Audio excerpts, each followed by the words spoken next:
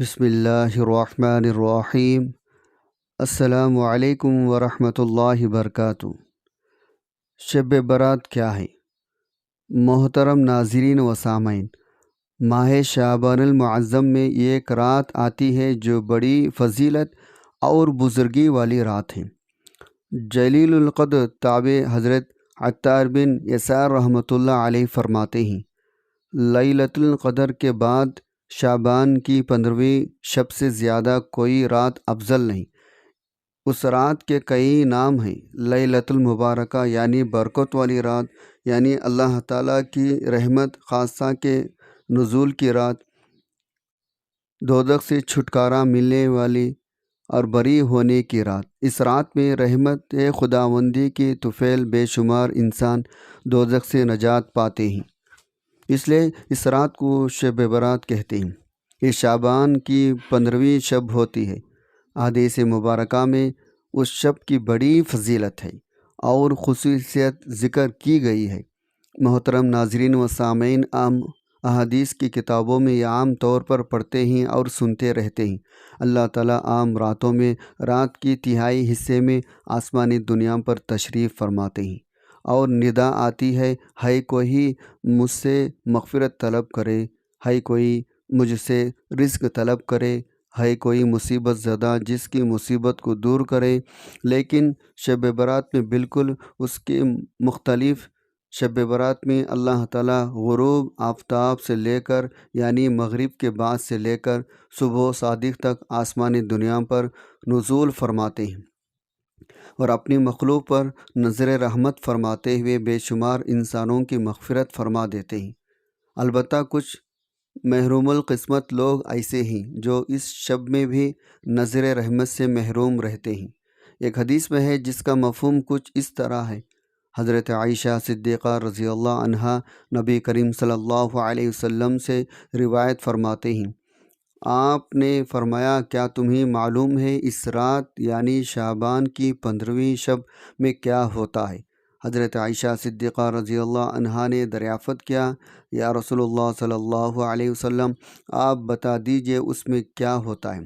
تو آپ صلی اللہ علیہ وسلم نے فرمایا، اس شب میں یہ ہوتا ہے، اس سال میں جتنے بھی پیدا ہونے والے ہیں وہ سب لکھ دیے جاتے ہیں، اور جتنے اس سال میں مرنے والے ہوتے ہیں وہ سب بھی اس رات میں لکھ دیے جاتے ہیں، اور اس رات میں سب بندوں کے اعمال سارے سال کے اٹھائے جاتے ہیں، اور اسی رات میں لوگوں کی مقررہ روزی اترتی ہے۔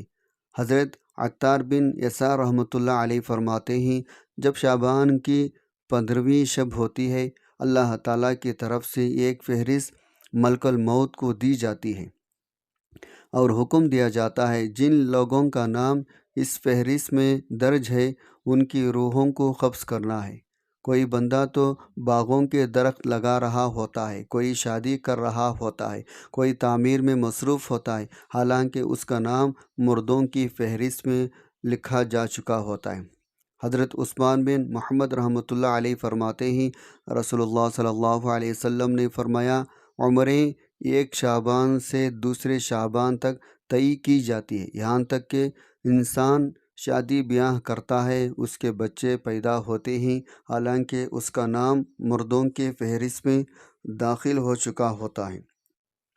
حضرت راشد بن سعد رحمۃ اللہ علیہ سے روایت ہے، رسول اللہ صلی اللہ علیہ وسلم نے ارشاد فرمایا، شعبان کی 15ویں شب کو اللہ تعالیٰ ان تمام روحوں کو قبض کرنے کی تفصیل ملک الموت کو بتا دیتے ہیں جو اس سال میں قبض کی جائیں گے۔ ایک حدیث میں ہے جس کا مفہوم کچھ اس طرح ہے۔ حضرت ابو ہریرہ رضی اللہ عنہ روایت کرتے ہیں، رسول اللہ صلی اللہ علیہ وسلم نے ارشاد فرمایا، میرے پاس نصف ماہ شعبان کی رات حضرت جبرائیل علیہ السلام تشریف لائے اور عرض کرنے لگے، اے اللہ کے رسول صلی اللہ علیہ وسلم، آسمان کی طرف اپنا سر مبارک اٹھائیں۔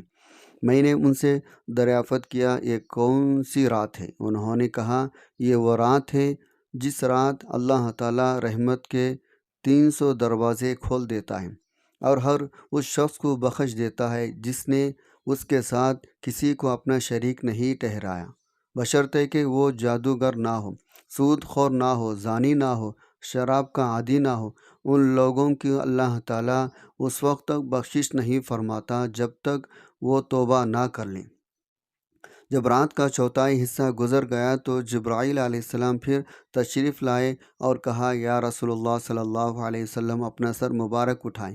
آپ نے ایسا ہی کیا۔ آپ نے دیکھا جنت کے دروازے کھلے ہیں اور پہلے دروازے پر ایک فرشتہ پکار رہا ہے، خوشی ہو اس شخص کے لیے جس نے رات کو رکوع کیا، اور دوسرے دروازے پر ایک فرشتہ ندا دیتا ہے، خوشی ہو اس کے لیے جس نے اس رات میں سجدہ کیا، تیسرے دروازے پر ایک فرشتہ ندا دیتا رہتا ہے، خوشی ہو اس شخص کے لیے جس نے اس رات دعا کی، چوتھے دروازے پر ایک فرشتہ آواز دیتا رہتا ہے، خوشی ہو اس رات میں ان لوگوں کو جو ذکر کرنے والے ہیں، پانچویں دروازے پر فرشتہ پکار رہا ہوتا ہے، خوشی ہو اس کے لیے جو اللہ کے ڈر سے اس رات میں رویا، چھٹے دروازے پر فرشتہ پکار رہا ہوتا ہے، اس رات کے تمام مسلمانوں کو خوشی ہو، ساتویں آسمان پر فرشتہ ندا دے رہا کہتا ہے، کوئی مانگنے والا اس کی آرزو طلب پوری کی جائے،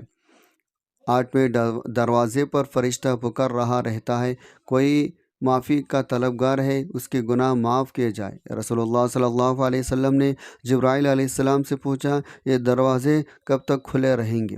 جبرائیل علیہ السلام بولے، اول شب سے طلوع فجر تک۔ مزید کہنے لگے، اس رات میں دوزخ سے رہائی پانے والی جماعت کی تعداد بنی کلب کی بکریوں کے بالوں کے برابر ہوگی۔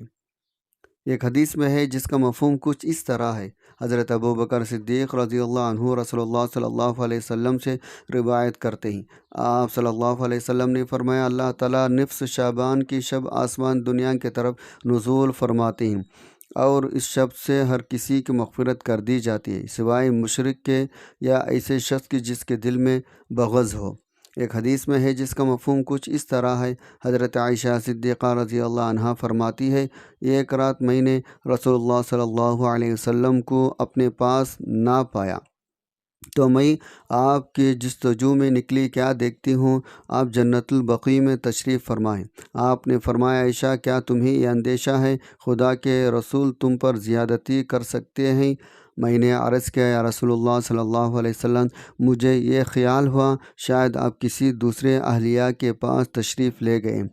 آپ نے فرمایا، بلا شبہ اللہ تعالیٰ شعبان کی 15ویں شب آسمان دنیا کی طرف نزول فرماتے ہیں، بنو کلب کے بکریوں کے بالوں کے برابر لوگوں کی مغفرت فرما دیتے ہیں۔